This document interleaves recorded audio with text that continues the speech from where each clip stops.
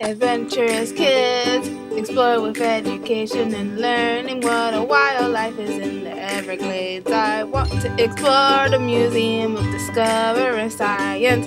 What plants do butterflies like? I want to know about Key West. Adventurous kids, learning and fun. Adventurous kids!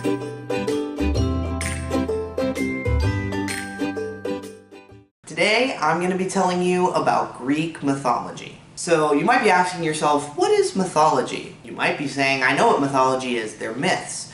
But why do we have myths and why do they exist?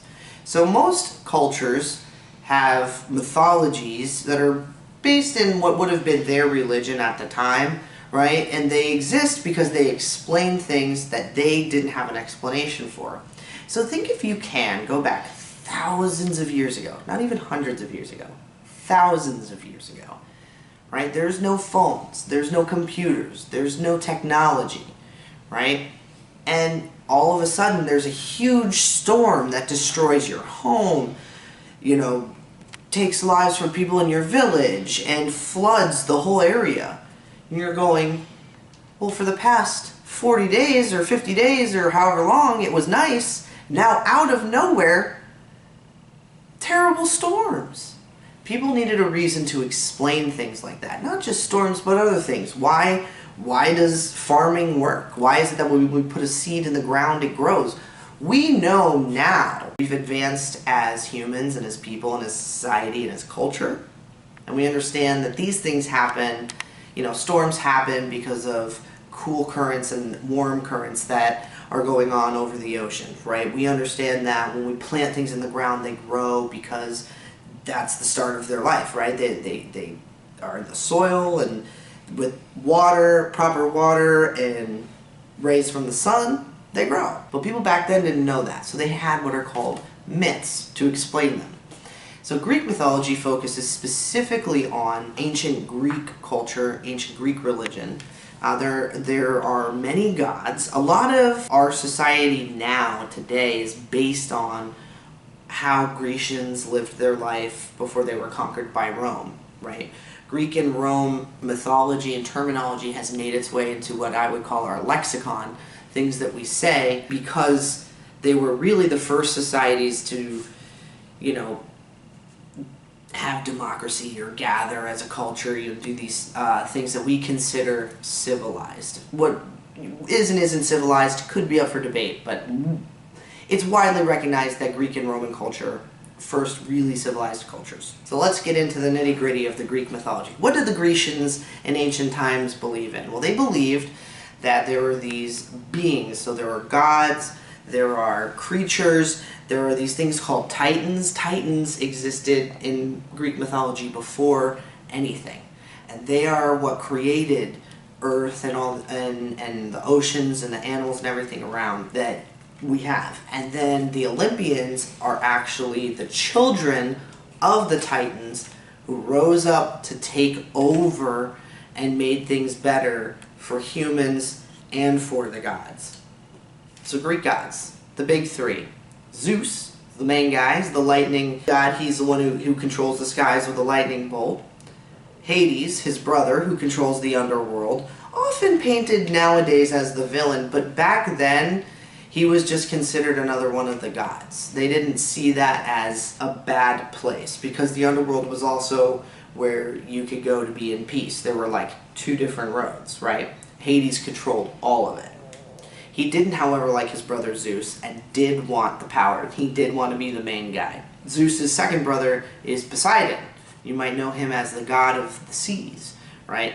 And so those are the big three, but other notable gods: Hermes, the messenger god. So then there's Athena, the goddess of wisdom and courage. So Athena, while not like one of the big three gods, was one of the most revered gods. And you might be thinking to yourself, isn't there a city in Greece called Athens? Yes, Athens, Greece. Athena was the patron god of the city of Athens. So those, just to give you a glimpse into the Greek gods. There are many. There's Dionysus, the god of partying, really, art and wine. There's Aphrodite, the goddess of love.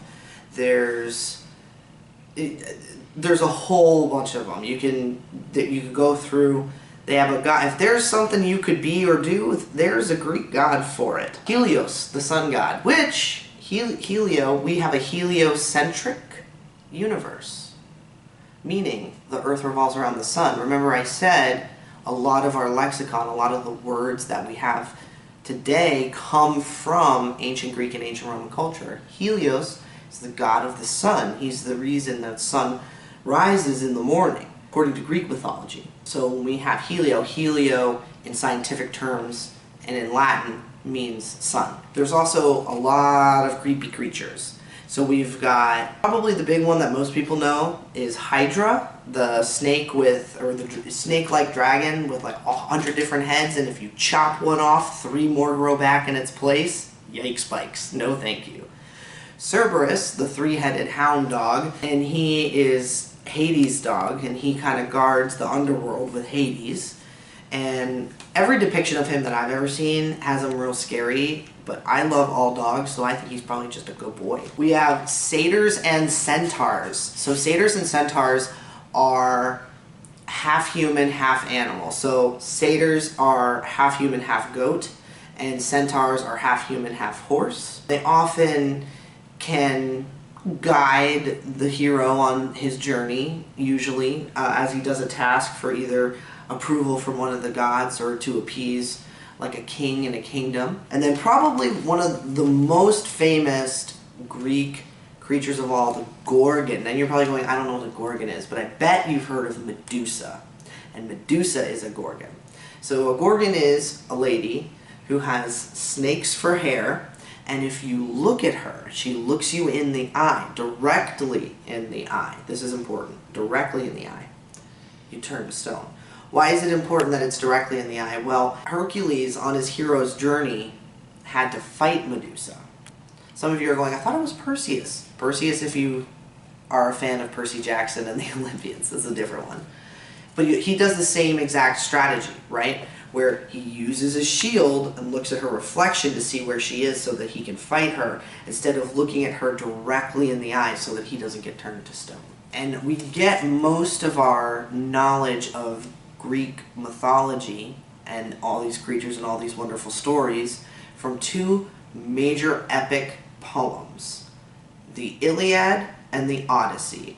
They're both credited to a man named Homer, who may or may not have existed. It's kind of a William Shakespeare situation where it's like, we credit a lot of Shakespeare's plays to him, but they could have been written by somebody else. Same thing with Homer. We credit the Iliad and the Odyssey to Homer. Probably just a word-of-mouth story that was carried on over and over and over again. But yeah, that's all of Greek mythology. There's lots of gods, lots of creatures, lots of really interesting stories. One of my favorites is the story of Persephone, which is Demeter's daughter. Demeter is the goddess of the harvest and the spring, and her daughter gets kidnapped by Hades, and Hades only lets her out during the spring, which is why Demeter blesses the earth with flowers and new life. That's one of the mythologies. There are literally hundreds of really interesting Greek mythology stories and epic adventures that follow everyday humans on their epic adventures as they battle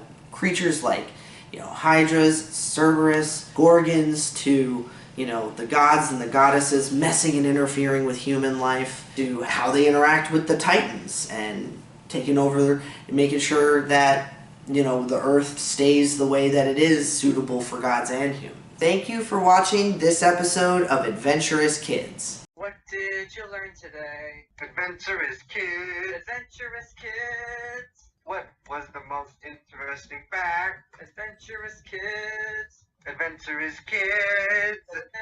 Adventurous Kids!